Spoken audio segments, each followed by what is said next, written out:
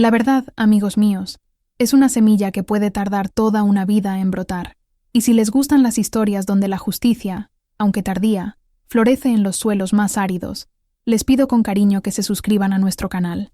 Acompañen esta jornada conmigo, pues lo que voy a contar no es solo mi historia, sino la de muchas otras que, por miedo, nunca dejaron que su semilla de verdad viera la luz del sol. La mía, por fin, la vio. Y comenzó el día en que el sonido de la sirena se mezcló con el canto de los gallos en mi patio. Yo ya había entregado las pruebas cuando vi a la patrulla detenerse frente a mi casa. Las luces azules y rojas giraban en silencio, pintando la fachada de cal blanca de mi casa con colores de emergencia. Pero dentro de mí había una calma que nunca había sentido en la vida. En aquel instante, supe que él nunca más tocaría a nadie de mi familia.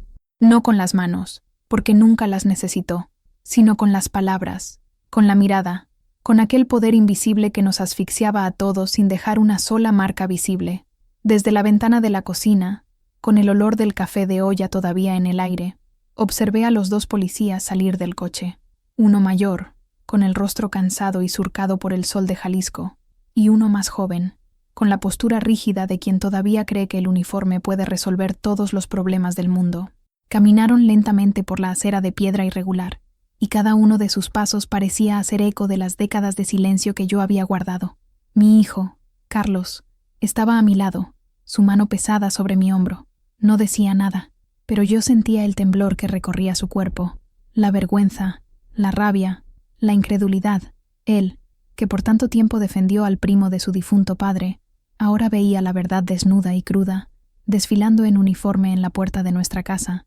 Mi nieta, Sofía, estaba sentada en la mesa, los ojos rojos e hinchados, pero por primera vez en meses había un brillo de esperanza en ellos. Sostenía mi mano con una fuerza que desmentía su apariencia frágil. Sonó el timbre. No era el sonido alegre que anunciaba la llegada de vecinos con pan dulce, ni el toque apresurado del vendedor de gas. Era un sonido sobrio, oficial, un punto final. Carlos respiró hondo y fue a abrir la puerta. Yo no me moví. Solo observé la escena desarrollarse como si fuera una espectadora de mi propia vida. Al otro lado de la calle, doña Elvira, mi vecina de toda la vida, espiaba por detrás de la cortina de encaje. En un pueblo como el nuestro, San Miguel el Alto, una patrulla en la puerta de una familia honesta era un evento más grande que la fiesta del santo patrón. Los chismes comenzarían incluso antes de que los policías dijeran la primera palabra, pero, por primera vez, no me importaba lo que fueran a decir. El policía mayor habló con Carlos en voz baja y respetuosa. No podía oír las palabras, pero vi a mi hijo asentir y señalar la casa de Ricardo, al otro lado de la plaza. La casa grande, de 2 pisos, la más imponente de la calle, que él construyó con el dinero que decía venir de buenos negocios, pero que yo ahora sabía que venía del sudor y del miedo de otros. Y entonces, mientras los policías se daban la vuelta y caminaban hacia la casa de él, un pájaro cantó en el guayabo de mi patio. Un canto alto, claro y desafiante. En ese momento, me pareció la melodía más hermosa del mundo. Era el sonido de mi libertad, y de la libertad de todos los que amaba. Para entender por qué aquel día fue un punto final, es necesario volver al principio. Mi nombre es María Guadalupe Hernández. Nací hace 72 años en esta misma casa, cuando las paredes todavía olían a barro fresco y el suelo era de tierra apisonada. Soy hija de Inés y Mateo, campesinos que me enseñaron el valor del trabajo y del silencio. En boca cerrada no entran moscas, mija, decía mi madre, mientras trenzaba mis cabellos negros y gruesos, que hoy son una maraña de hilos blancos como el algodón. Crecí con el ritmo de la tierra. Me despertaba antes del sol para ayudar a moler el maíz para las tortillas.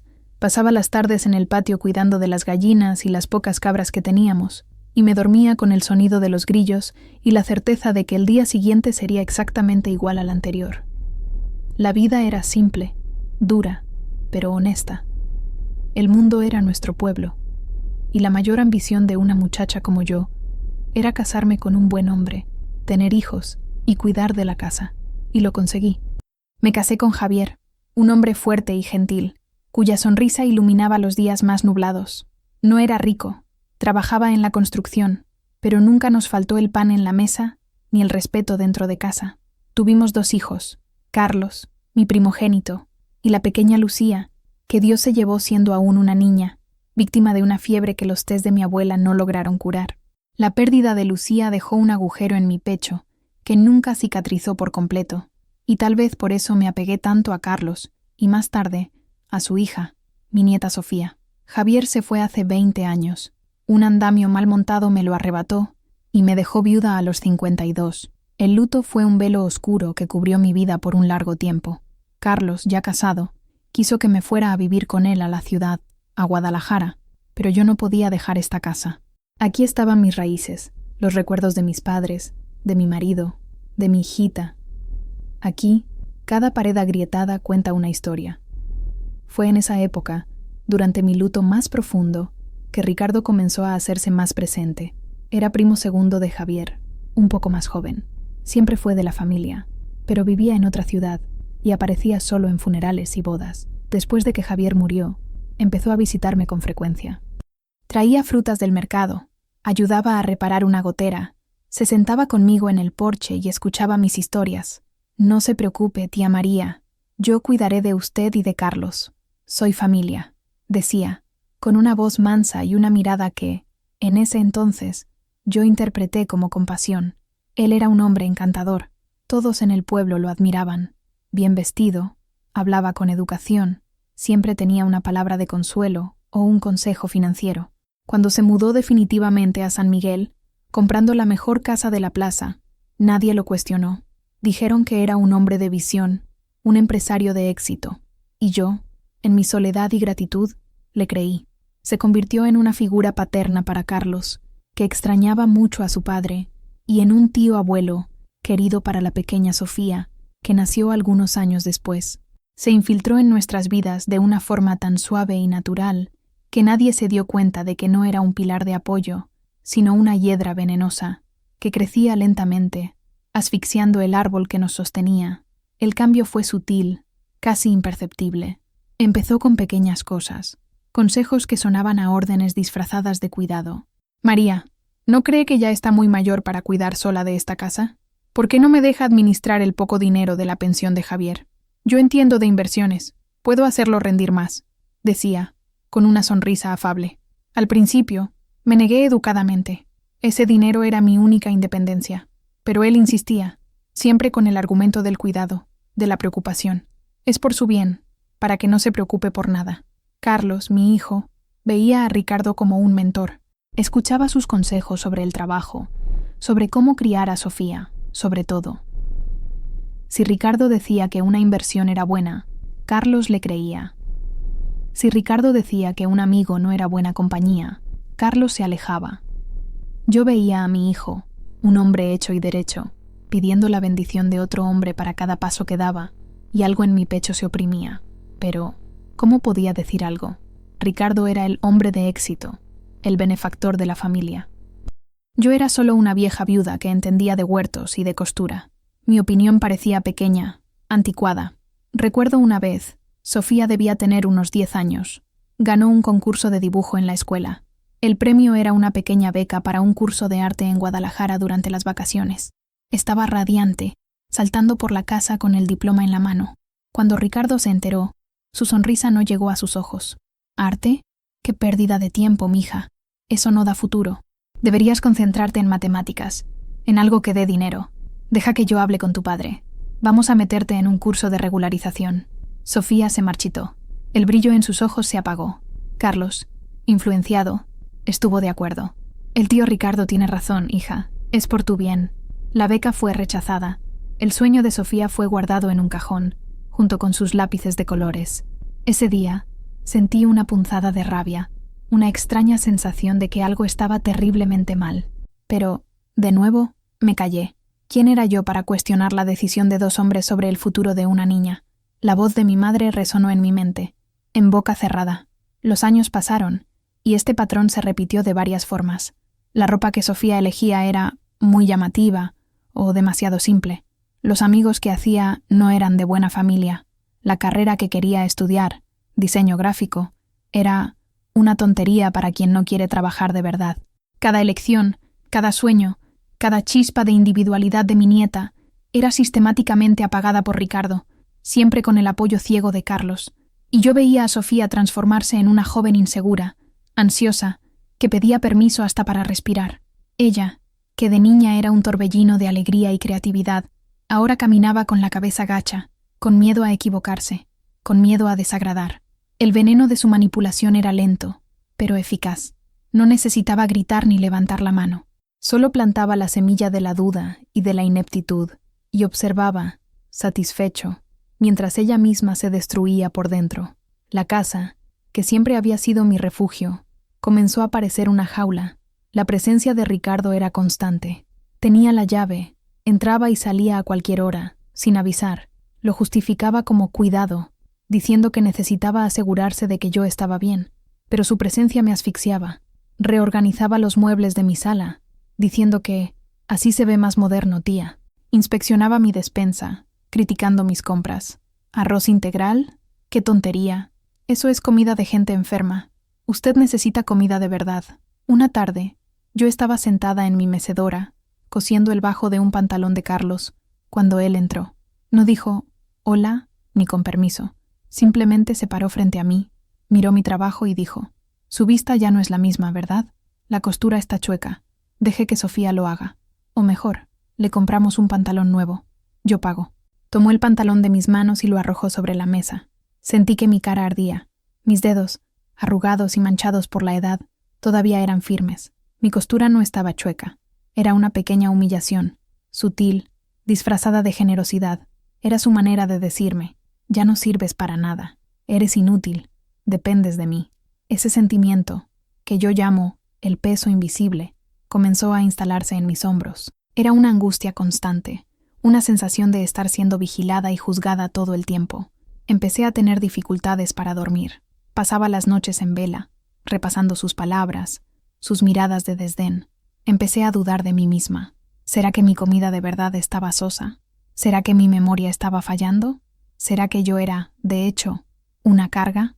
El control financiero fue el siguiente paso. Después de años de insistencia, y con la presión de Carlos, cedí. Le entregué los documentos de mi pensión. Él me daba una pequeña cantidad semanal, un dinero para sus gastos, como lo llamaba. Era menos de lo que necesitaba.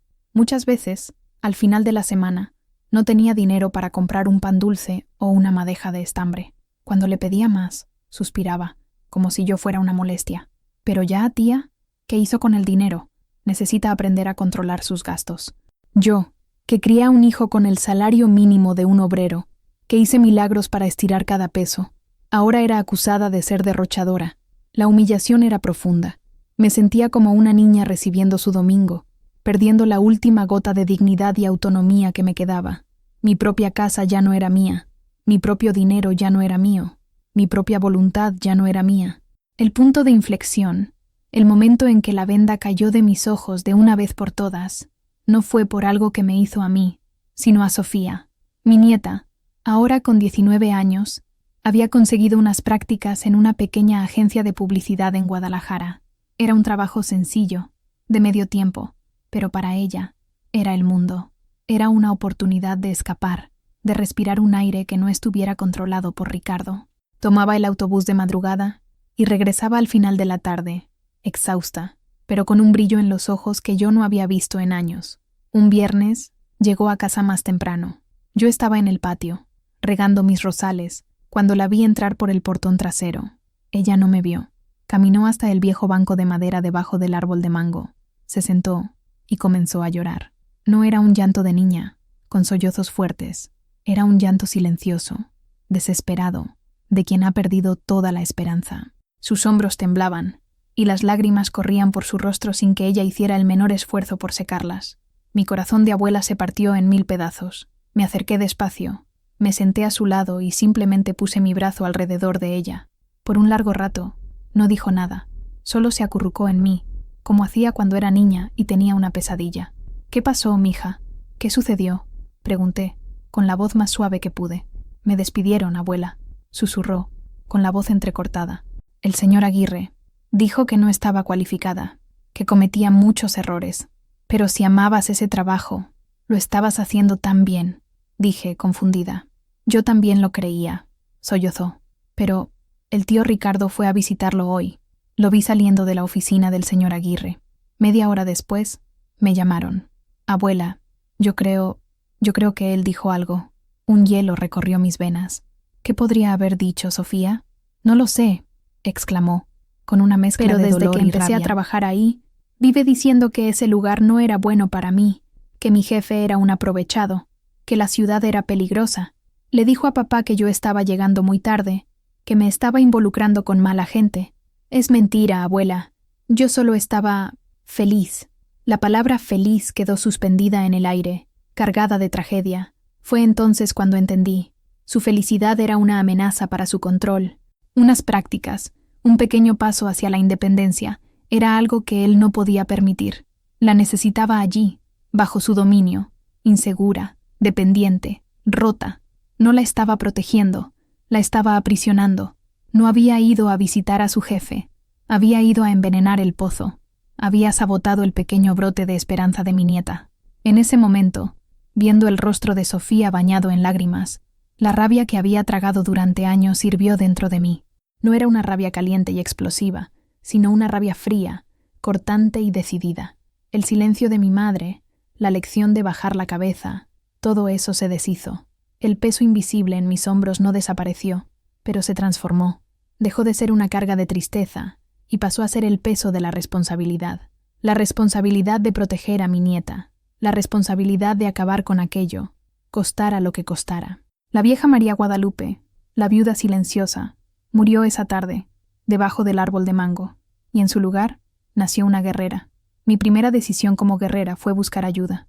Pero, ¿a quién podía recurrir? Carlos estaba ciego. ¿La policía? ¿Qué les diría? ¿Mi pariente es malo? ¿Hizo llorar a mi nieta? Se reirían en mi cara. Necesitaba pruebas, algo concreto, y necesitaba a alguien que me creyera. Pensé en doña Elvira, mi vecina, pero ella era la reina del chisme. Contarle a ella sería lo mismo que publicarlo en el periódico del pueblo. Entonces, me acordé de otra persona, Elena. Elena era viuda como yo, una mujer discreta que vivía al final de la calle. Ella y su marido nunca tuvieron hijos, y vivía de hacer dulces para vender en el mercado del domingo. Era una mujer observadora y de pocas palabras, y yo siempre sentí en ella una fuerza silenciosa, parecida a la que estaba despertando en mí. Al día siguiente, esperé a que Ricardo saliera para una de sus reuniones de negocios. Preparé una jarra de té de manzanilla, corté 2 rebanadas de pan de elote y crucé la calle. Elena me recibió con una sonrisa sorprendida, pero amable. Nos sentamos en su cocina pequeña e impecablemente limpia, que olía a canela y azúcar quemada. Empecé a hablar, vacilante. Le conté sobre Sofía, sobre las prácticas perdidas, sobre los comentarios de Ricardo. Con cada palabra, esperaba que me interrumpiera, que dijera que estaba imaginando cosas, que Ricardo era un buen hombre, pero ella solo escuchaba, sus ojos oscuros y atentos fijos en los míos, asintiendo lentamente con la cabeza. Cuando terminé, un silencio pesado se instaló entre nosotras. Elena suspiró, un sonido largo y cansado. «Nunca me ha gustado María», dijo, finalmente. Su voz era baja, casi un susurro, desde que llegó aquí, con ese aire de rey del mundo. La gente ve el dinero, el coche, la casa bonita. Yo veo otra cosa. ¿Qué ves tú, Elena?, pregunté ansiosa. Veo la manera en que mira a la gente, como si fueran piezas en un tablero de ajedrez que puede mover a su antojo. Lo veo en la plaza, humillando al muchacho que vende fruta porque una naranja estaba magullada. Lo oí en el mercado, diciéndole a la pobre Soledad que su bordado era de mala calidad y que debería cobrar menos. Él se alimenta de hacer pequeños a los demás. Así es como se siente grande. Sus palabras fueron como un bálsamo. No estaba loca. Alguien más lo veía. Pero, ¿qué hago, Elena? Él lo controla todo. El dinero, a mi hijo. Tiene a todos de su lado. Elena se levantó y fue a un armario antiguo. De allí, sacó una pequeña caja de madera. La abrió y me mostró lo que había dentro. Un cuaderno de notas y un celular antiguo. Uno de esos modelos sencillos que solo sirven para llamar y mandar mensajes. «Mi sobrino me dio este celular hace unos años», dijo ella. «Casi no lo uso, pero tiene una función, grabadora de voz. Y este cuaderno... María, necesitas empezar a ser más lista que él. Anota todo, fechas, horas, lo que dijo, quién estaba presente. Si habla de dinero, anota las cantidades. Si humilla a Sofía, anota las palabras exactas. Crea un diario de su tiranía». Me entregó el celular. «Y usa esto». La próxima vez que venga con sus conversaciones mansas, tratando de manipularte, enciende la grabadora. Deja el celular en el bolsillo de tu delantal. Quizás no consigas nada, pero quizás se descuide. Los hombres como él, llenos de sí mismos, siempre se descuidan. Salí de la casa de Elena sintiéndome más fuerte que en años. Ya no estaba sola. Tenía una aliada y, lo más importante, tenía un plan. La guerra silenciosa había comenzado. Volví a casa y escondí el pequeño cuaderno y el celular de Elena en el fondo de mi costurero, entre madejas de hilo y retazos de tela. Era el único lugar que sabía que Ricardo nunca tocaría, por puro desdén. Esa misma noche, empecé a escribir. La primera página fue la más difícil. Las palabras parecían inadecuadas para describir la complejidad de años de manipulación, pero me forcé a empezar. 15 de agosto. Hoy, Sofía perdió su trabajo. Ricardo fue a hablar con su jefe. Tiene el corazón roto. Él dijo que era para protegerla. A partir de ese día, el cuaderno se convirtió en mi confidente. Anotaba todo, como Elena me había instruido. 17 de agosto. Ricardo vino a comer. Se quejó de que la sopa estaba fría. Dijo delante de Carlos que me estoy volviendo olvidadiza. Carlos no dijo nada para defenderme. 22 de agosto. Trajo los papeles de mi pensión para que los firmara. No me dejó leer. Dijo que era mucha complicación para mi cabeza y que solo debía confiar en él. Firmé. Sentí un nudo en el estómago. Mont de septiembre. Sofía quiso ir al cine con sus amigas. Ricardo dijo que la película no era apropiada y que sus amigas no son buena influencia. Sugirió que se quedara en casa leyendo un libro más útil. Sofía se quedó en su cuarto todo el sábado. Pan de septiembre. Le pedí 200 pesos para comprar un medicamento para mi presión.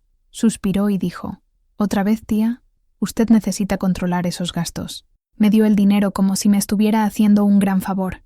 El medicamento cuesta 180 pesos. Él lo sabe. Escribir era doloroso. Ver la lista de humillaciones creciendo, día tras día, en tinta negra sobre papel blanco, lo hacía todo más real. Ya no eran solo malos sentimientos y recuerdos vagos. Eran hechos, eran pruebas. Con cada anotación, mi determinación crecía. La grabadora era más complicada. Tenía miedo de que me descubrieran. Practiqué encenderla y apagarla dentro del bolsillo del delantal, hasta que mis dedos temblorosos lograron hacer el movimiento de forma natural. La primera vez que la usé, mi corazón latía tan fuerte que estaba segura de que el sonido se captaría en la grabación. Ricardo estaba en mi cocina, hablando de un terreno que pertenecía a mi familia, un pequeño pedazo de tierra que Javier había heredado de su padre. Y como le decía, tía, esa tierra no vale nada, es seca, no sirve para sembrar. Lo mejor es vender. Conozco a un comprador, un amigo mío, que paga un precio justo. Con ese dinero, podemos hacer una reforma en la casa, asegurar el futuro de Sofía. Apreté el botón en mi bolsillo. No sé, Ricardo, dije, con la voz un poco temblorosa. A Javier le gustaba esa tierra. Decía que tenía agua en el subsuelo. Él se rió, un sonido condescendiente. Ah, tía María, con todo respeto, Javier era un hombre bueno, pero no entendía nada de negocios. Confíe en mí. Yo sé lo que es mejor para esta familia. Deje el papeleo conmigo. Usted solo necesita firmar. Esa noche, escuché la grabación. La calidad era mala, llena de ruidos de la cocina, pero su voz estaba allí, clara, la condescendencia, la forma de tratarme como a una niña tonta. No era una confesión de un crimen, pero era una pieza del rompecabezas. Era la prueba de su método. Guardé el archivo de audio y continué mi vigilia. Estaba cazando, pacientemente, la pieza que cambiaría el juego. Mi siguiente paso era el más peligroso: plantar una semilla de duda en la mente de Carlos. No podía enfrentarlo directamente. Estaba demasiado atrincherado en su admiración por Ricardo. Acusar al tío sería como atacar un pilar de su propia identidad. Necesitaba ser sutil, como lo era Ricardo. Necesitaba usar sus propias tácticas contra él. Empecé a hacer preguntas inocentes. «Hijo, ¿viste el estado de cuenta del banco este mes? Solo quería saber si el dinero de la pensión ya cayó bien», decía, mientras servía el desayuno. «No se preocupe por eso, mamá. El tío Ricardo se encarga de todo. Dijo que todo está en orden», respondía Carlos, sin quitar los ojos del periódico. «Ah, qué bueno», decía yo, con una sonrisa. «Es tan bueno con nosotros. Pero sabes, el otro día, Elvira me contó que su pensión tuvo un aumento del gobierno». «¿La nuestra también?». Carlos frunció el ceño. «¿Aumento? El tío Ricardo no me dijo nada. Debe ser un rumor de Elvira». Puede ser, decía yo, y cambiaba de tema. Pero la semilla estaba plantada. En otra ocasión, cuando Sofía estaba cerca, comenté: «Qué lástima que la carrera de diseño sea tan cara, ¿verdad? Sofía tiene tanto talento. Recuerdo aquel dibujo que hizo, el que ganó el premio en la escuela. Era tan hermoso. Habría sido una gran artista». Sofía bajó la mirada, pero Carlos me miró.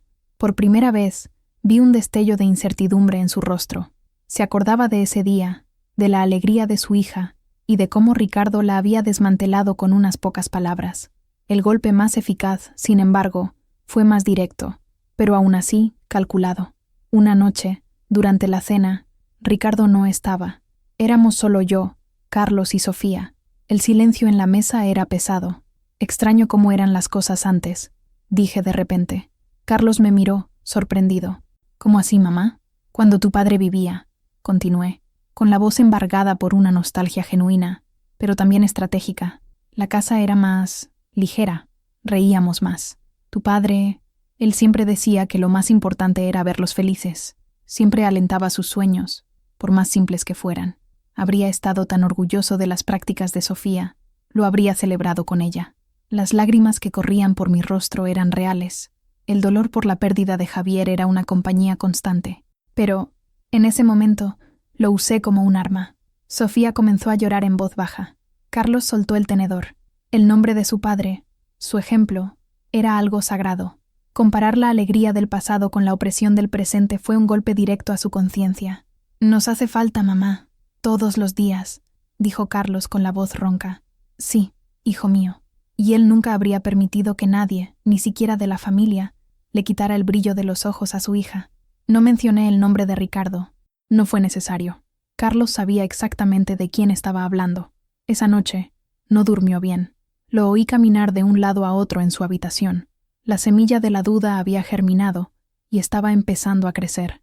Mientras la duda crecía en Carlos, yo continué mi búsqueda de algo más concreto. Sabía que las palabras y las manipulaciones eran difíciles de probar legalmente. Necesitaba algo que hablara el lenguaje del mundo fuera de mi cocina, el lenguaje del dinero. Ricardo era un hombre meticuloso, casi obsesivo con la organización, pero también era arrogante, y la arrogancia lleva al descuido. Sabía que guardaba documentos importantes en una pequeña oficina que había montado en una de las habitaciones vacías de mi casa. La mantenía cerrada con llave, pero yo, que conocía cada tabla que crujía y cada cerradura oxidada de esa casa, tenía una copia de la llave guardada desde que mi padre la construyó. Esperé una oportunidad. Llegó cuando Ricardo anunció que pasaría 2 días en Guadalajara para resolver unos negocios. En cuanto su coche dobló la esquina, sentí que mi corazón se aceleraba. Era ahora o nunca. Con las manos temblorosas, tomé la llave vieja y oxidada. La puerta de la oficina crujió al abrirse, como un gemido de protesta. La habitación olía a polvo y papel viejo. Había un escritorio, un archivador de metal y estantes llenos de carpetas. Empecé a buscar, sin saber exactamente qué. Miré las carpetas, pero eran contratos y documentos que no entendía. El tiempo pasaba. El sol de la tarde comenzó a bajar, pintando la habitación con tonos anaranjados. Estaba a punto de rendirme, sintiéndome frustrada y derrotada. Me senté en su silla, exhausta. Mi pie tropezó con algo debajo del escritorio. Era una vieja caja de zapatos, cubierta de polvo. Curiosa, la saqué. Dentro no había zapatos, sino un montón de papeles viejos, estados de cuenta bancarios, recibos y algunos documentos que parecían oficiales. Empecé a examinarlos. Eran estados de cuenta de un banco que no conocía, a nombre de él. Pero lo que me llamó la atención fueron las fechas y las cantidades de los depósitos. Había un depósito de una cantidad considerable fechado unos días después de que me convenciera de vender un pequeño juego de joyas que heredé de mi madre. Él me había dicho que consiguió un precio bajo, porque el oro está a la baja, y me dio una suma irrisoria. El valor depositado en su cuenta era 5 veces mayor. Había otro, aún más grande. La fecha coincidía con la venta del terreno de la familia de Javier, ese que dijo que no valía nada. La cantidad que depositó para sí mismo era una fortuna para nuestros estándares. Lo que nos dio no pagaría ni la reforma de la cocina que había prometido. Y entonces encontré lo peor de todo. Eran copias de solicitudes de préstamo, varias, todas a mi nombre. Mi firma estaba allí, falsificada de una manera casi perfecta. Estaba usando mi nombre, mi reputación de mujer honesta, para conseguir dinero en el banco, endeudándome hasta el cuello sin que yo siquiera lo soñara. Me senté en el suelo de esa oficina polvorienta, con los papeles esparcidos a mi alrededor. Me faltó el aire. No era solo manipulación emocional, era robo, era fraude. No solo nos estaba controlando, nos estaba destruyendo financieramente, construyendo su vida de lujo sobre nuestras ruinas, sobre la herencia de mi marido, sobre mi nombre. El peso invisible que cargaba de repente tenía nombre y forma. Estaba allí, en esos papeles amarillentos. La guerrera dentro de mí no sintió miedo, sintió una furia helada. No tenía solo una prueba, tenía un arsenal. Con la caja de zapatos escondida a buen recaudo, esperé el momento adecuado para hablar con Carlos. No podía simplemente arrojarle los papeles. Necesitaba preparar el terreno, asegurarme de que estuviera listo para escuchar, para ver de verdad. Elegí un domingo por la tarde, después de la comida. Sofía se había ido a casa de una amiga. Estábamos solos los dos en la cocina, el silencio roto solo por el zumbido de una mosca. Carlos, empecé, con voz firme. Necesitamos hablar, sobre el tío Ricardo. Él suspiró, un sonido de cansancio. Mamá, ¿otra vez con esa historia? Sé que no te cae muy bien, pero nos ayuda tanto. ¿Ayuda? Interrumpí, y por primera vez dejé que la dureza se transparentara en mi voz. ¿Llamas ayuda a lo que nos está haciendo? Tomé mi cuaderno de notas y lo puse sobre la mesa. Quiero que leas esto. Miró el cuaderno con desconfianza, pero lo abrió. Vi sus ojos recorrer las páginas, su ceño frunciéndose. Leyó sobre las pequeñas humillaciones, sobre el dinero controlado, sobre las palabras que marchitaron el alma de su hija. Su rostro fue cambiando, de la irritación a la confusión y luego a una sombra de horror. Cuando terminó, se quedó en silencio por un largo tiempo. ¿Esto es lo que sientes, mamá? Yo no me di cuenta. No, Carlos, esto no es lo que siento. Es lo que sucede. Son hechos, dije con calma. Entonces fui a mi cuarto y volví con la caja de zapatos. La puse sobre la mesa, junto al cuaderno. Y estos también son hechos. Saqué los papeles uno por uno. Le mostré el extracto de la venta de las joyas de su abuela. Le mostré el depósito de la venta del terreno de su padre. Y por último, le mostré los préstamos fraudulentos a mi nombre. El rostro de Carlos se puso pálido. Tomó los papeles, sus manos temblando. Comparó las fechas, las cantidades. Miró la firma falsificada, tan parecida a la mía, pero no exactamente la mía. Él, que me había visto firmar documentos toda la vida, sabía reconocer la diferencia. No puede ser, susurró, pero la convicción en su voz había desaparecido. El tío Ricardo, él no haría esto. Debe haber una explicación. ¿Qué explicación, hijo mío?, pregunté, con la voz suave, pero implacable. ¿Qué explicación hay para robarle a una viuda? ¿Qué explicación hay para destruir los sueños de tu propia hija? ¿Qué explicación hay para aprovecharse de la confianza de un hombre que lo veía como un hermano? Él levantó los ojos hacia mí. Eran los ojos de un hombre cuyo mundo se estaba desmoronando. La admiración, el respeto, la gratitud que sentía por Ricardo se estaban convirtiendo en polvo ante sus ojos. Yo fui un idiota, dijo, con la voz quebrada. Fui un ciego. Dejé que hiciera todo esto. Con mi madre, con mi hija. No te protegí, mamá. No la protegí a ella. Bajó la cabeza sobre la mesa, y por primera vez desde que era un niño, vi a mi hijo llorar. No eran lágrimas de tristeza, sino de vergüenza y rabia. Me acerqué y le puse la mano en el pelo, como hacía cuando se raspaba la rodilla en el patio. La culpa no es tuya, Carlos. Él nos engañó a todos, pero ahora estás viendo, y ahora juntos vamos a ponerle fin a esto. Él levantó el rostro, los ojos rojos, pero con una nueva determinación. La semilla de la duda se había convertido en un árbol de certeza. Ya no estaba sola en mi guerra. Tenía a mi hijo de vuelta. Con Carlos a mi lado, el plan cambió. Ya no se trataba solo de defenderme. Se trataba de exponer a Ricardo de una forma que no dejara lugar a dudas. Necesitábamos una confesión, algo que atara todas las pruebas documentales a su intención. La grabación que tenía era buena, pero no era concluyente. Necesitábamos más. Necesitamos que lo admita, mamá, dijo Carlos, con la rabia hirviendo en su voz. Necesitamos que confiese lo que hizo con el dinero. Fue entonces cuando elaboramos la trampa. Una trampa sencilla, que usaría su propia codicia y arrogancia en su contra. Al día siguiente, cuando Ricardo volvió de Guadalajara, lo llamé para una conversación. Carlos estaba presente, pero permaneció en silencio, el rostro una máscara de neutralidad que le costó un esfuerzo tremendo. Sofía no estaba en casa. Ricardo, sobrino mío, empecé, adoptando un tono de anciana confundida y un poco asustada. He estado pensando, aquel terreno de Javier. Recibí una oferta por él. Un hombre de la ciudad, un ingeniero, dijo que tiene un proyecto para construir unas casas allí. Me ofreció el doble de lo que pagó tu amigo. Ricardo me miró, primero con sorpresa, luego con un brillo de avaricia en los ojos que apenas pudo disimular.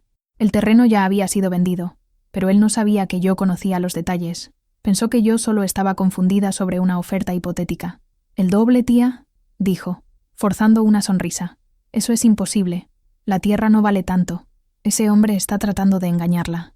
«No lo sé. Parecía muy serio». Insistí, fingiendo ingenuidad. Dijo que hizo estudios y que el terreno es perfecto para lo que quiere. Incluso mencionó que ya sabía que había sido vendido, pero que estaría dispuesto a negociar con el nuevo dueño. «Tal vez podrías hablar con tu amigo. Quizás él lo revenda y todavía ganemos un buen dinero». Su mente estaba trabajando rápido. Podía ver los engranajes girando. Veía una oportunidad de lucrar aún más. «Bueno, tal vez pueda hablar con él», dijo cauteloso. «Pero no se haga ilusiones, tía. El mercado es complicado. Y hay otra cosa», continué, apretando el botón de grabar en el celular dentro de mi bolsillo. «Carlos me dijo que el gobierno dio un aumento a los jubilados. No he visto ninguna diferencia en el dinero que me das. ¿Será que se olvidaron de mí?». Su expresión cambió. La codicia dio paso a la irritación. Me veía como una molestia, una vieja cuestionando su autoridad. «María, ya hemos hablado de esto. Usted no entiende de finanzas. El dinero está bien invertido, está rindiendo. Esos aumentos del gobierno son una miseria, devorados por la inflación. Es mejor que yo me encargue de eso, como siempre he hecho. Usted confía en mí, ¿no es así?». Se volvió hacia Carlos buscando apoyo. «Dile, Carlos. Dile a tu madre que no se preocupe por estas tonterías». Carlos respiró hondo. «En realidad, tío, a mí también me gustaría entender mejor. ¿Dónde está invertido exactamente el dinero de mamá? Y los documentos de la venta del terreno de mi padre, nunca los vi. Me gustaría echarles un vistazo». La máscara de Ricardo cayó por un segundo. Un destello de pánico cruzó su rostro antes de ser reemplazado por una furia mal contenida. «¿Qué desconfianza es esta, Carlos? Después de todo lo que he hecho por esta familia, los saqué de la miseria. Esta casa se estaría cayendo a pedazos si no fuera por mí. Su madre estaría pidiendo limosna. ¿Y así es como me lo agradecen? ¿Con acusaciones?». Se estaba exaltando, exactamente como esperábamos. «Nadie está acusando, tío. Solo queremos entender», dijo Carlos con la voz peligrosamente tranquila. «¿Entender qué?», escupió las palabras. «¿Que soy el único aquí con cerebro para los negocios? ¿Que tuve que tomar lo poco que tenían y transformarlo en algo? Ese terreno no valía nada. Hice un milagro vendiéndolo por ese precio. ¿Y los préstamos? Fueron necesarios. Para las reformas, para la educación de Sofía, que ustedes no habrían podido pagar. Tuve que firmar por su madre porque apenas sabe escribir su propio nombre. Hice lo que se tenía que hacer». Se detuvo, jadeante. El silencio en la sala era total. Lo había admitido todo. La venta infravalorada, los préstamos, la falsificación, todo. Su arrogancia lo había cegado. No vio una trampa. Vio una insubordinación que necesitaba ser aplastada. Y, al intentar aplastarnos, se entregó por completo. Apagué la grabadora. La cacería había terminado. La revelación completa de la premisa principal, el momento en que todas las piezas encajaron no solo para mí y para Carlos, sino para la persona más importante, Sofía, ocurrió esa misma noche. La confesión de Ricardo, capturada por la pequeña grabadora, era la prueba final e irrefutable de su traición. Carlos y yo nos sentamos con Sofía en la mesa de la cocina, el mismo lugar de tantas comidas silenciosas y tensas. Puse el celular sobre la mesa y con una mirada a mi nieta le di al play. La voz de Ricardo llenó la habitación. Primero, la condescendencia, luego la irritación y finalmente, la explosión de arrogancia y furia. Sofía escuchó todo, con los ojos muy abiertos, la mano cubriendo su boca. Escuchó al hombre que ella llamaba tío abuelo, que la vio nacer, admitir con todas las letras que nos consideraba incapaces, que se había apropiado de lo que era nuestro, que había falsificado la firma de su abuela. Cuando la grabación terminó, Sofía no lloró. Su rostro, que en los últimos años vivía marcado por la inseguridad y la tristeza, ahora estaba endurecido por una nueva emoción, la rabia justa. La niebla de la manipulación que la envolvió por tanto tiempo finalmente se disipó, revelando la verdad desnuda y cruda. Él siempre dijo que era por nuestro bien, susurró, con la voz temblorosa de furia. Cada no, cada crítica, cada sueño que destruyó, decía que era para protegerme, para darme un futuro mejor, pero el único futuro que estaba construyendo era el suyo, con nuestro dinero, con nuestra vida. Se levantó y comenzó a caminar por la cocina, como un animal enjaulado que finalmente encuentra la puerta abierta. Las prácticas, la universidad, mis amigos. No me estaba protegiendo del mundo. Me estaba aislando para que nunca fuera lo suficientemente fuerte como para ver quién era él realmente. Necesitaba que yo fuera débil, que creyera que no era lo suficientemente buena para nada, para que nunca saliera de debajo de su control. Se detuvo y me miró, y en sus ojos vi un reflejo de la guerrera que había nacido en mí. Y tú, abuela, todo lo que te hizo, tratándote como a una niña, quitándote tu dinero, humillándote, y tú aguantaste todo en silencio por tanto tiempo. Ya no más, mija, dije, mi voz sonando más fuerte de lo que me sentía. El silencio se acabó, para todas nosotras. En ese momento, los tres nos convertimos en una unidad. El dolor compartido nos unió de una forma que años de convivencia pacífica no habían logrado. Ya no éramos solo abuela, hijo y nieta. Éramos supervivientes, y estábamos listos para luchar. ¿Qué vamos a hacer?, preguntó Carlos, mirándonos a su hija y a mí. Vamos a la policía, dijo Sofía sin dudar. Mañana, con todo esto, el cuaderno, los papeles, la grabación, no va a destruir la vida de nadie más. La decisión estaba tomada. No había más miedo, no había más duda. Solo la certeza de que estábamos haciendo lo correcto. La noche fue larga, pero por primera vez en mucho tiempo, dormimos el sueño de los justos, sabiendo que el amanecer traería no el comienzo de otro día de opresión, sino el inicio de nuestra liberación. A la mañana siguiente amaneció claro y fresco, como si el propio cielo de Jalisco aprobara nuestra decisión. No hubo vacilación. Nos despertamos, tomamos nuestro café en un silencio cargado de propósito y reunimos nuestras armas, el diario de la tiranía, la caja de zapatos con las pruebas financieras y el pequeño celular con la confesión grabada. Caminar hasta la pequeña comisaría en el centro del pueblo fue uno de los actos más difíciles de mi vida. Cada paso en esas calles de adoquines, que conocía desde niña, se sentía pesado, definitivo. La gente nos saludaba. «Buenos días, doña María». «¿Qué tal, Carlos?». Sus rostros familiares, ajenos a la tormenta que estaba a punto de desatarse sobre nuestra pequeña comunidad. Me preguntaba cómo nos mirarían mañana, cuando la noticia se extendiera. ¿Seríamos vistos como víctimas? ¿O como traidores que expusieron la suciedad de su propia familia? Sofía caminaba entre Carlos y yo, con la cabeza erguida. La fragilidad había desaparecido, reemplazada por una determinación de acero. Era como si, al descubrir la fuente de sus inseguridades, se hubiera liberado de ellas. Carlos, por su parte, tenía el rostro sombrío, las mandíbulas apretadas. La vergüenza por su ceguera todavía estaba allí, pero era superada por la furia protectora de un padre y un hijo. La comisaría era un edificio pequeño y antiguo, con la pintura descascarada y un aire de somnolencia. Detrás de un escritorio de madera oscura estaba el comisario Fuentes, un hombre de unos 50 años, con un bigote espeso y una mirada cansada de quien ya lo ha visto todo. Nos conocía, por supuesto. En San Miguel, todos se conocen. ¿María Guadalupe? ¿Carlos? ¿Sofía? ¿Qué los trae por aquí? ¿Algún problema?, preguntó, la sorpresa en su voz. Carlos puso la caja y el cuaderno sobre el escritorio. Tenemos una denuncia que hacer, comisario. Durante más de 1 hora, le contamos todo. Empecé con los años de manipulación sutil, la forma en que Ricardo minó nuestra confianza y tomó el control de nuestras vidas. Carlos, con la voz entrecortada de rabia, explicó el fraude financiero, mostrando los documentos uno por uno. Sofía habló sobre el abuso emocional, sobre cómo saboteó sus sueños y su autoestima. El comisario Fuentes escuchó todo con una paciencia impresionante, sin interrumpirnos. Su mirada cansada se fue agudizando, más enfocada. Examinaba cada papel, cada anotación en mi cuaderno. Cuando terminamos, nos pidió la grabación. Conectamos el celular a una pequeña bocina que tenía, y la voz de Ricardo, arrogante y confesional, resonó en la pequeña sala.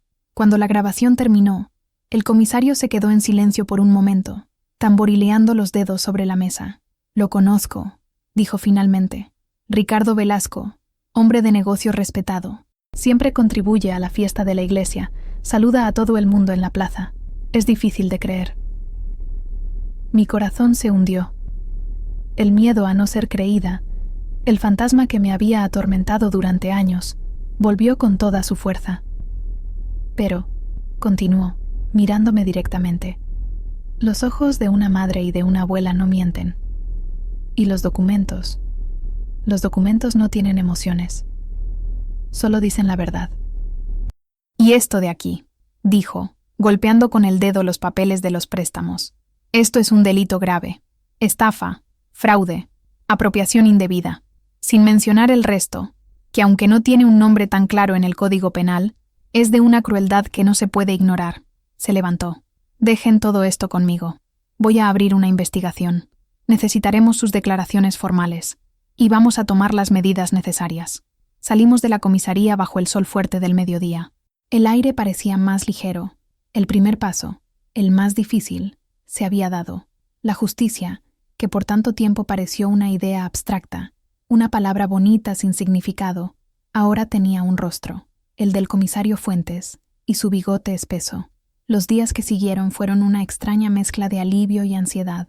El secreto ya no estaba encerrado dentro de nuestras paredes, estaba en manos de la ley. Pero Ricardo todavía estaba allí, al otro lado de la plaza, viviendo su vida como si nada hubiera pasado. No sabía que había sido denunciado. La parte más difícil fue fingir normalidad. Él continuó frecuentando nuestra casa, y nosotros lo tratábamos con una frialdad educada que él, en su arrogancia, interpretó como resentimiento por nuestra última discusión. ¿Todavía están enojados conmigo?, preguntó un día, con una sonrisa falsa. Vamos, la familia es así. Discutimos, pero luego hacemos las paces. Yo solo quiero lo mejor para ustedes. Escuchar esas palabras, sabiendo lo que sabíamos, era una tortura. Carlos tenía que salir de la habitación para no explotar. Sofía respondía con monosílabos, los ojos fijos en un libro o en el celular. Yo, con la experiencia de toda una vida ocultando mis sentimientos, le ofrecía un café y me mantenía ocupada en la cocina. La tensión era casi palpable. La casa, que comenzaba a sentirse ligera de nuevo, se volvía pesada y oscura cada vez que él entraba. En ese periodo, mi amistad con Elena se fortaleció. La visitaba todos los días. Era mi puerto seguro. «Ten paciencia, María», me decía, mientras removía una olla de dulce de leche. «La justicia de los hombres es lenta, pero el engranaje ha comenzado a girar. No se escapará». Ella también me mantenía informada sobre los humores del pueblo. La gente está empezando a notar que algo es diferente. La familia Hernández, siempre tan unida, ahora parece distante del benefactor Ricardo. Los chismes están empezando, pero todavía son susurros. Esos susurros eran lo que más me asustaba. ¿Qué pasaría cuando la verdad saliera a la luz? ¿Seríamos juzgados, condenados por la opinión pública por exponer a uno de los nuestros? El miedo al ostracismo social era real. Una tarde, el comisario Fuentes me llamó. Me pidió que fuera a la comisaría, sola. Mi corazón se disparó. ¿Habría salido algo mal? Cuando llegué, me recibió con una expresión seria. «María, hicimos una verificación preliminar de los documentos», dijo. «Las cosas son aún peores de lo que pensábamos. Los préstamos son solo la punta del iceberg. Hipotecó esta casa, su casa. El suelo pareció desaparecer bajo mis pies. ¿Qué? Pero, ¿cómo? La casa está a mi nombre, herencia de mis padres. Falsificó un poder notarial, dándose a sí mismo plenos poderes para actuar en su nombre. La firma es muy parecida a la suya. Con ese poder, fue al banco y usó la casa como garantía para un préstamo personal altísimo. El dinero, por supuesto, fue a su cuenta, y no ha pagado las últimas cuotas. El banco envió una notificación de ejecución. Él debe haberla interceptado. En pocos meses, usted habría perdido su casa. La casa, el lugar donde nací, donde crié a mi hijo, donde lloré la muerte de mi marido, el único bien material que tenía en este mundo. No solo quería mi dinero, quería quitármelo todo, incluso mis recuerdos. En ese momento, todo el miedo al juicio de los vecinos, toda la ansiedad de la espera, todo eso desapareció, reemplazado por una certeza absoluta. No solo estaba luchando por mi dignidad o por el futuro de Sofía, estaba luchando por mi hogar, por el alma de mi familia. Salí de la comisaría ya no como una víctima, sino como una leona defendiendo su guarida. La espera había terminado. Era hora de la acción. El comisario programó nuestras declaraciones formales para la semana siguiente. Fuimos los tres juntos. La sala era pequeña, sofocante, y la presencia de un escribano tecleando cada palabra que decíamos lo hacía todo aún más solemne y aterrador. Fui la primera en hablar. El comisario me hizo preguntas, guiando mi narrativa desde el principio. Le conté sobre la llegada de Ricardo tras la muerte de Javier, sobre la confianza que depositamos en él. Le conté sobre las pequeñas humillaciones, el control financiero, la manera en que me hacía sentir inútil y senil. Traté de ser lo más objetiva posible, relatando los hechos como los había anotado en mi diario, pero en algunos momentos la emoción me dominaba y las lágrimas venían al recordar el dolor y la soledad de aquellos años. Luego fue el turno de Carlos. Su voz era grave, cargada de culpa. Detalló la manipulación financiera, explicando cómo Ricardo lo convenció de entregar el control de todo, cómo usó la figura de mentor para cegarlo. Habló sobre la venta del terreno, sobre las joyas, y su rabia era palpable cuando describió el descubrimiento de los préstamos y la hipoteca. No se perdonó a sí mismo, admitiendo su complicidad pasiva, su fracaso en proteger a su familia. Fue una declaración dolorosa, una confesión de su propia ingenuidad. Finalmente, Sofía, ella, que por tanto tiempo tuvo su voz silenciada, habló con una claridad y una fuerza que me llenaron de orgullo. No habló de dinero, sino del coste emocional del abuso de Ricardo. Describió cómo minó su confianza, cómo criticó cada una de sus elecciones, cómo la hizo dudar de su propio valor.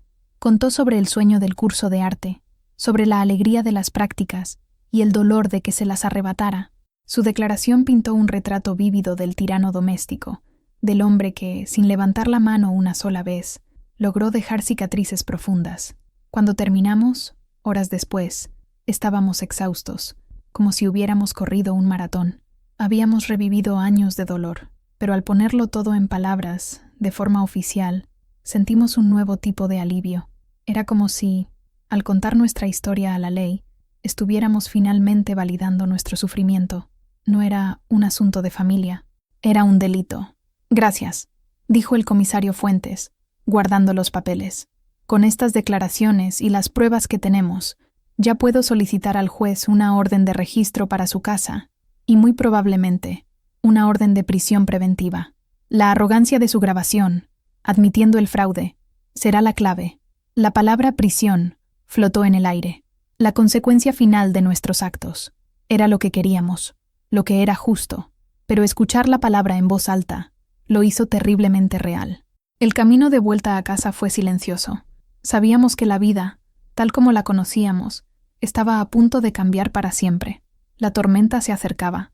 La noticia, como la pólvora, comenzó a extenderse por el pueblo. Nadie sabía los detalles, pero la prolongada visita de la familia Hernández a la comisaría no pasó desapercibida.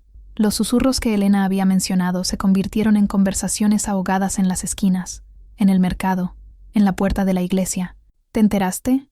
Doña María y su familia pasaron toda la mañana con el comisario Fuentes. Dicen que es algo de dinero, una pelea por la herencia. Oí que al pobre Ricardo, que tanto los ayudó, lo están acusando injustamente. Las versiones se multiplicaban, cada una más fantasiosa que la otra, y, en la mayoría de ellas, Ricardo era la víctima. Él era el hombre rico, el benefactor. Nosotros éramos la familia humilde, ingrata. Era la narrativa que él mismo había construido durante años, y la gente se la tragaba sin cuestionar. Salir de casa se convirtió en un suplicio. Las miradas que antes eran de simpatía, ahora eran de curiosidad, de juicio. Doña Elvira, mi vecina, que antes me saludaba con una amplia sonrisa, ahora solo asentía con la cabeza, los ojos llenos de preguntas que no se atrevía a hacer.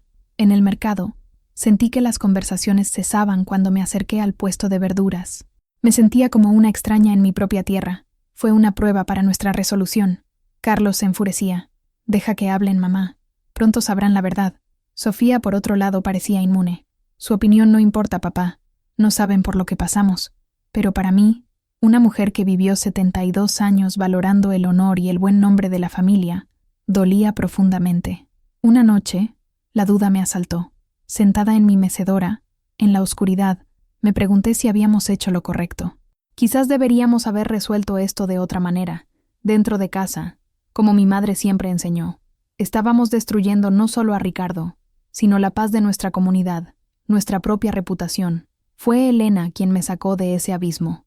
Apareció en mi puerta con un plato de sus famosos churros, todavía calientes. «No dejes que la lengua del pueblo te aflija, María», dijo, sentándose a mi lado. «Hablan de lo que no saben. La opinión pública es como el viento, sopla hacia donde quiere. Lo que importa es tu conciencia, y la tuya está limpia. Pero, ¿y si nos ponemos en contra de todos, Elena? Entonces se tendrán el uno al otro», dijo con firmeza. «Y me tendrán a mí, y tendrán la verdad. Y eso, amiga mía, vale más que todos los buenos días falsos de toda la plaza. Estás limpiando una herida, duele, y el olor atrae moscas. Pero si no la limpias, nunca sana. Estás sanando a tu familia». Sus palabras, simples y sabias, me dieron la fuerza que necesitaba. Tenía razón. El dolor de la verdad era mejor que la comodidad de la mentira. Ya no me importarían las miradas y los susurros. Mi familia era mi mundo, y lucharía por ella, aunque el resto del mundo nos diera la espalda. Ricardo, al percibir el cambio en el aire, nuestra frialdad y los rumores en el pueblo, cambió de táctica. Dejó de visitarnos. En su lugar, comenzó una campaña para consolidar su imagen de víctima. Lo veíamos en la plaza, conversando con la gente, con el rostro compungido, los gestos de un hombre agraviado. No nos confrontó directamente. Ese no era su estilo. Actuaba a nuestras espaldas, difundiendo su propia versión de la historia, una versión en la que éramos codiciosos, tratando de extorsionarle dinero después de que él hubiera dedicado años de su vida a ayudarnos. Contaba que yo me estaba volviendo senil, siendo influenciada por Carlos, quien a su vez estaba celoso de su éxito. Y la gente, en su mayoría, le creía. Era más fácil creer la historia de un hombre rico y carismático que la de una anciana, un trabajador común y una joven insegura. Dentro de casa, vivíamos en un estado de sitio autoimpuesto. El teléfono sonaba y no contestábamos. Llamaban a la puerta y fingíamos no estar. El mundo exterior se había vuelto hostil, pero, paradójicamente, dentro de nuestras cuatro paredes, la atmósfera nunca había sido tan ligera y honesta. Pasábamos las noches conversando, algo que no hacíamos desde hacía años. Sofía nos mostraba sus dibujos, que había vuelto a hacer con una pasión renovada. Carlos me contaba sobre su día de trabajo, pidiéndome mi opinión. Yo les contaba historias de su infancia, de su abuelo. Nos estábamos redescubriendo, reconstruyendo los lazos que la manipulación de Ricardo había debilitado. Fue durante una de esas noches que Carlos hizo una confesión. «Sabes, mamá», dijo, mirando una foto antigua de su padre en la estantería. «Creo que en el fondo siempre supe que algo andaba mal con el tío Ricardo, pero no quería verlo. Era más fácil creer que era nuestro salvador, porque admitir la verdad significaría admitir que yo no era lo suficientemente fuerte para cuidar de mi propia familia después de que papá se fue.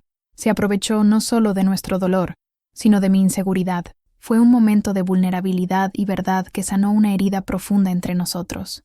Comprendí que su ceguera no provenía de la falta de amor, sino del exceso de responsabilidad y del miedo a fracasar. «Eres fuerte, hijo mío, más fuerte de lo que crees», le dije, tomando su mano. «Y tu padre estaría muy orgulloso del hombre que eres hoy. Estos momentos de unión eran nuestro refugio. Éramos una isla de verdad en un océano de mentiras. Sabíamos que la tormenta se estaba formando en el horizonte, pero estábamos juntos, anclados el uno en el otro, y esperábamos. La tormenta llegó en forma de un golpe seco y autoritario en la puerta. No era un vecino, era un hombre alto, con un traje caro y un maletín de cuero en la mano. Se presentó como el doctor Ramírez, abogado de Ricardo Velasco. «¿Puedo pasar?», preguntó, con voz educada pero fría. Carlos lo dejó entrar, pero permaneció de pie, bloqueando el paso a la sala. Sofía y yo nos acercamos, formando un frente unido.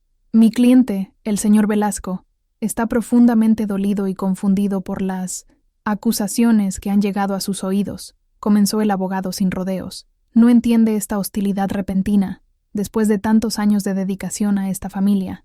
«¿Hostilidad?», replicó Carlos, la voz baja y peligrosa. «¿Llama usted hostilidad al hecho de que ya no queremos que nos roben y nos manipulen?». El abogado enarcó una ceja, impasible. «Son palabras fuertes, señor Hernández. Palabras que pueden tener consecuencias legales. La difamación es un delito». Abrió su maletín y sacó algunos documentos. El señor Velasco está dispuesto a olvidar todo esto. Entiende que puede haber habido un malentendido. Me ha instruido para presentarles esta oferta. Un acuerdo de confidencialidad. Nos extendió los papeles. Es simple. Ustedes retiran la queja absurda que presentaron en la comisaría. A cambio, el señor Velasco les ofrece una cantidad generosa. Mencionó una cifra que, para nosotros, era una fortuna, para ayudar con los gastos y asegurar el futuro de Sofía. Solo pide que se retracten públicamente, diciendo que todo no fue más que un error, quizás causado por la avanzada edad de su madre. La insolencia de la oferta me dejó sin aliento. No solo estaba tratando de comprar nuestro silencio. Quería que yo asumiera la culpa, que me declarara senil, que validara su narrativa de que yo era una vieja loca. Antes de que Carlos o yo pudiéramos responder, Sofía dio un paso al frente. Dígale a su cliente, dijo, con la voz clara y firme, que mi abuela tiene la mente más lúcida de todo este pueblo, y dígale que nuestra dignidad no está en venta, ni por su dinero, ni por todo el dinero del mundo. Tomó los papeles de la mano del abogado, los rasgó en dos y los dejó caer al suelo. Ahora, por favor, salga de nuestra casa. El abogado se quedó atónito por un instante. No esperaba esa resistencia, esa fuerza proveniente de la joven que su cliente probablemente describió como débil e influenciable. Nos miró a cada uno, recompuso su máscara profesional, recogió los papeles rotos y se dio la vuelta. Se arrepentirán de esto, dijo, antes de irse. Cuando la puerta se cerró, nos miramos y por primera vez en días sonreímos. Era una sonrisa de victoria. Su oferta era un acto de desesperación. Tenía miedo, y eso nos dio la certeza de que estábamos en el camino correcto. La tormenta podía ser fuerte, pero no nos íbamos a quebrar. 2 días después de la visita del abogado, la acción finalmente ocurrió. Yo estaba en la cocina, preparando la masa para las tortillas, cuando oí la agitación en la calle. Miré por la ventana y lo vi. 2 patrullas de la policía paradas frente a la casa de Ricardo. El comisario Fuentes estaba allí, junto con otros 2 oficiales y un hombre de traje que parecía ser un agente judicial. Doña Elvira ya estaba en su ventana. Otros vecinos comenzaron a salir a la calle, curiosos, formando pequeños grupos que cuchicheaban entre sí. Llamaron a la puerta de Ricardo. Tardó en abrir. Cuando finalmente lo hizo, llevaba una bata de seda, con el rostro hinchado de sueño y sorpresa. El comisario le mostró un papel, la orden judicial. Vimos a Ricardo gesticular, su expresión cambiando de la sorpresa a la ira y luego al pánico. Intentó cerrar la puerta, pero el comisario fue más rápido. Los policías entraron en la casa. La noticia se propagó como un rayo. El teléfono de Carlos comenzó a sonar sin parar. Eran amigos, parientes lejanos, todos preguntando qué estaba pasando. La verdad, o al menos su versión oficial, estaba finalmente saliendo a la luz. El registro en su casa duró horas. Vimos a los policías salir con cajas de documentos, ordenadores. La arrogancia de Ricardo, que le hizo guardar las pruebas de sus crímenes en mi casa, probablemente le hizo ser descuidado también en su propia casa. Y entonces, el momento que lo selló todo, lo sacaron. Ya no llevaba la bata, sino que estaba vestido, con el rostro pálido, los ojos asustados, y en sus muñecas, el brillo metálico de unas esposas. Cuando pasó frente a nuestra casa, rodeado por los policías, su mirada se encontró con la mía a través de la ventana. En esa mirada, no vi ira, no vi odio, vi el derrumbe de un tirano, vi la sorpresa de un hombre que se creía intocable, descubriendo que no lo era. Esperaba que yo desviara la mirada, quizás con miedo o vergüenza, pero lo miré fijamente. Sostuve su mirada hasta que él mismo la bajó, derrotado. El coche de la policía se fue, llevándoselo. La multitud de curiosos comenzó a dispersarse, las conversaciones ahora en un tono de conmoción e incredulidad. El gran Ricardo Velasco, el hombre más respetado de San Miguel el Alto, arrestado. Me aparté de la ventana, con las manos todavía sucias de harina. Carlos y Sofía me abrazaron, un abrazo apretado, silencioso. No había alegría, no había celebración, solo un profundo, inmenso y abrumador alivio. La tormenta había pasado, y así, la narrativa vuelve al principio, a la escena que abrió esta larga historia. La patrulla deteniéndose frente a mi casa, no para llevarnos, sino para informarnos, para cerrar el ciclo. Fue en ese momento, después de que la patrulla se llevara a Ricardo, que el comisario Fuentes cruzó la calle y vino a hablar con nosotros. Era eso lo que yo observaba desde la ventana de la cocina. No vino como una autoridad, sino como un hombre cumpliendo con su deber, y quizás como un vecino. Carlos lo recibió en la puerta, y yo me acerqué para escuchar. «Se acabó, Carlos», dijo el comisario en voz baja. «Lo encontramos todo. El poder notarial original falsificado, los contratos de los préstamos, estados de cuenta bancarios que prueban el lavado de dinero.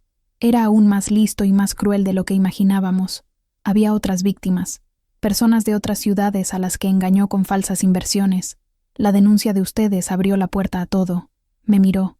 «Usted es una mujer muy valiente, María Guadalupe. La mayoría de la gente, en su situación, se habría callado. Lo que usted hizo no fue solo por su familia. Fue por todos los que él engañó». Sus palabras fueron un bálsamo para las heridas dejadas por los juicios y las miradas de los demás. En ese instante, con la confirmación de que se haría justicia, con la casa de Ricardo cerrada y silenciosa al otro lado de la plaza, supe, con una calma que nunca había sentido en la vida, que él nunca más tocaría a nadie de mi familia. Ese era el punto final, no solo en la historia de abuso y manipulación, sino en mi propio silencio. La mujer que aprendió a bajar la cabeza, ahora la mantenía erguida. La mujer a la que se le enseñó a resolver todo, dentro de casa, había llevado su verdad al mundo. La semilla que guardé durante tanto tiempo había finalmente brotado, y sus raíces eran lo suficientemente fuertes como para derribar el muro de mentiras que nos aprisionaba. El canto del pájaro en el guayabo, que escuché más temprano, ahora cobraba todo el sentido. Era, de hecho, el sonido de la libertad. Los días siguientes fueron de un silencio ruidoso. El escándalo del arresto de Ricardo Velasco era el único tema en San Miguel. Las mismas personas que antes susurraban en nuestra contra, ahora nos miraban con una mezcla de lástima y respeto. Las versiones de la historia que circulaban ahora eran más cercanas a la verdad, alimentadas por filtraciones de la investigación y la fértil imaginación del pueblo. Dicen que robó millones, falsificó la firma de su propia tía, y la pobre Sofía le impedía hacer todo, pobrecita. De repente, éramos las víctimas trágicas, los héroes improbables. Algunos vecinos vinieron a visitarnos, trayendo platos de comida y palabras de apoyo. Nunca nos gustó. Siempre pensamos que había algo raro en él, decían, olvidando convenientemente su admiración anterior. Yo los recibía con educación, agradecía la comida, pero mantenía una distancia cortés. No necesitaba su aprobación ahora, así como no la necesité cuando me juzgaron. Mi fuerza venía de dentro, de mi familia. Hubo, por supuesto, quienes defendieron a Ricardo hasta el final, parientes lejanos suyos, personas que tenían negocios con él. Decían que era un montaje, una conspiración, pero sus voces se fueron debilitando a medida que más detalles de la investigación se revelaban en los periódicos de Guadalajara. Lo más difícil fue lidiar con la vergüenza que el nombre de nuestra familia ahora cargaba. Aunque no fuéramos los culpables, el apellido Velasco, de mi difunto marido, era también el suyo. La mancha de sus crímenes nos salpicaba, pero Carlos, con su nueva fuerza, lo manejó de forma directa. «Nuestro apellido es Hernández», le decía a quien quisiera oír. «El de mi padre era Velasco, y fue el hombre más honesto que jamás pisó esta tierra. El criminal no define el legado de mi padre, ni el futuro de mi familia». Lentamente, las olas del escándalo comenzaron a calmarse. El polvo empezó a asentarse, y lo que quedó fue nuestra nueva realidad. Con Ricardo fuera de nuestras vidas, lo primero que hicimos fue recuperar lo que era nuestro.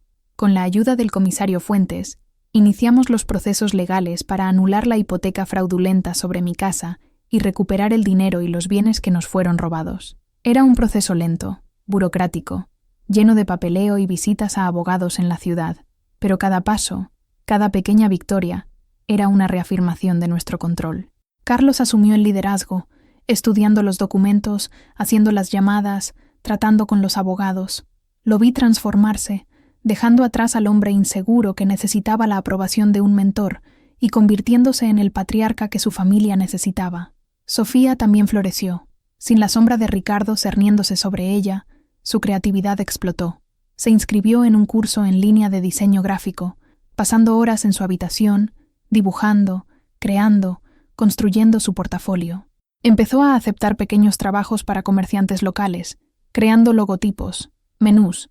El brillo en sus ojos había vuelto, más intenso que nunca. Y yo redescubrí el placer de las pequeñas cosas. cuidar de mi jardín sin sentirme vigilada, cocinar lo que quería, sin miedo a las críticas, sentarme en mi mecedora y simplemente escuchar el silencio, un silencio que ahora era de paz, no de opresión.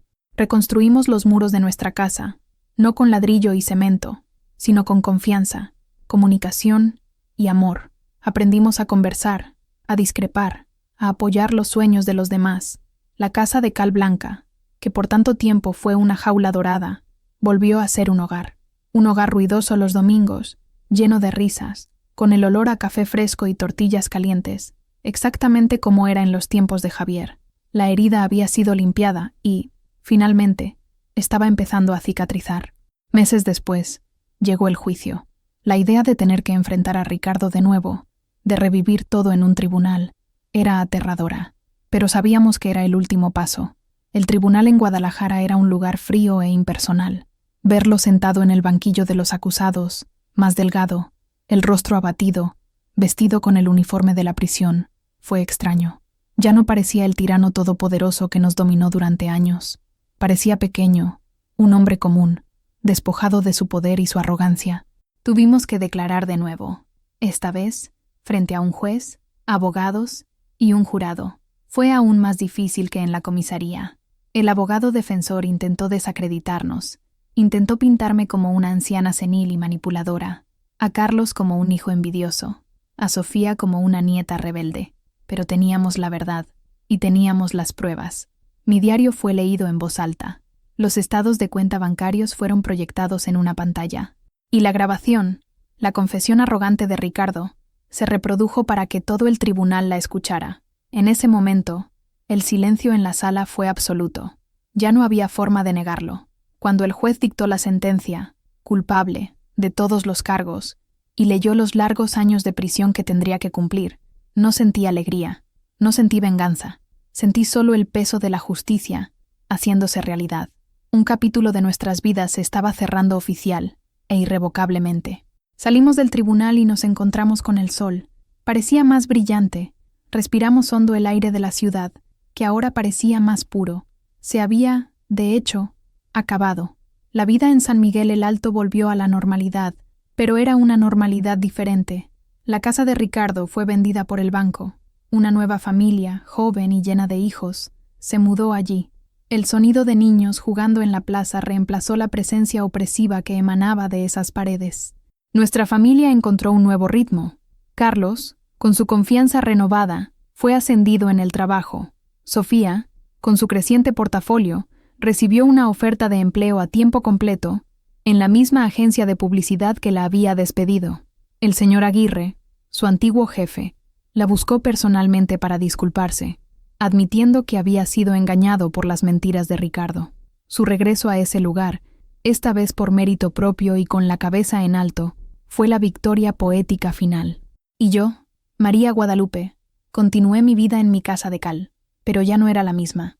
La experiencia me transformó. Encontré una voz que no sabía que tenía.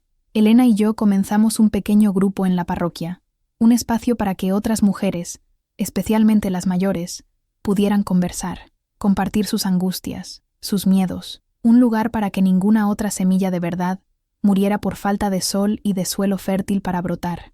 Descubrí que mi historia, la historia de mi dolor y mi lucha, podía ser una fuente de fortaleza para otras.